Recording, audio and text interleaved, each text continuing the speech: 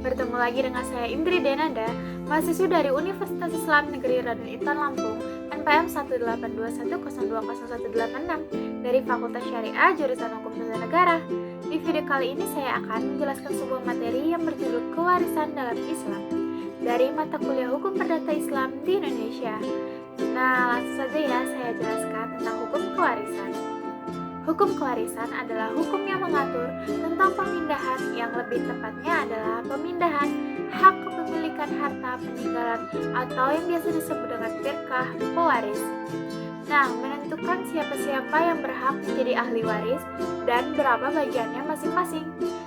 Hal ini terdapat pada pasal 171 huruf A KHI.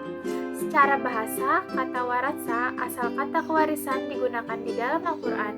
Di dalam Al-Quran dan dirinci dalam Sunnah Rasulullah, hukum kewarisan Islam ditetapkan. Secara bahasa, kata warasa memiliki beberapa arti.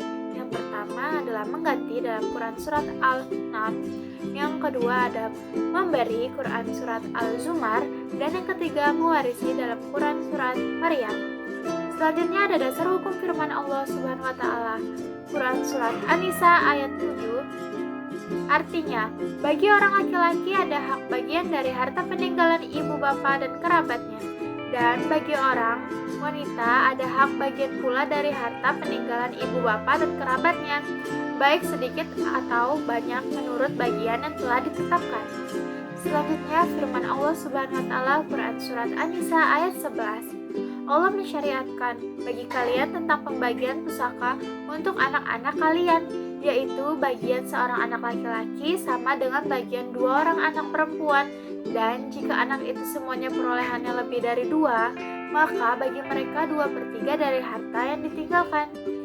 Jika anak perempuan itu seorang saja, maka ia memperoleh separuh harta. Dan untuk 2 orang ibu bapak bagi masing-masingnya 1/6 dari harta yang ditinggalkan. Nah, jika yang meninggal itu mempunyai anak, jika orang yang meninggal tidak mempunyai anak dan ia diwarisi oleh ibu bapaknya saja, maka ibunya mendapat 1/3. Dan jika yang meninggal itu mempunyai beberapa saudara, maka ibunya mendapat 1/6.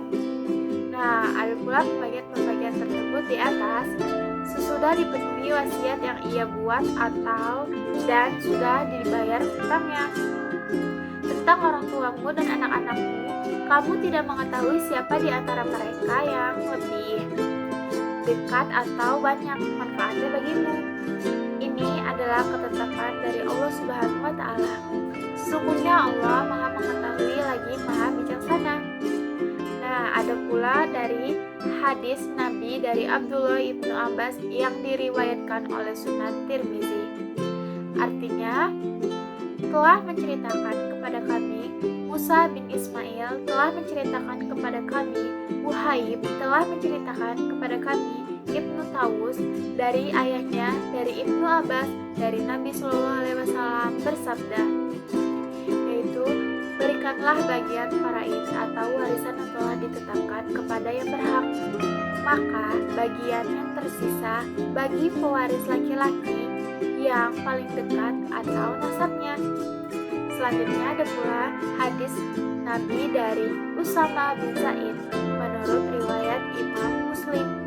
Artinya, telah menceritakan kepada kami Yahya bin Yahya dan Abu Bakar bin Abu Syaibah dan Ishaq bin Ibrahim, dan ini adalah lafaz Yahya. Yahya berkata, telah mengabarkan kepada kami, sedangkan yang dua mengatakan, telah menceritakan kepada kami Ibnu Uyainah dari Az-Zuhri dari Ali bin Husain dari Amru bin Utsman dari Usama bin Zaid bahwa Nabi SAW bersabda, seorang muslim tidak boleh mewarisi dari orang kafir dan orang kafir tidak boleh mewarisi dari orang muslim.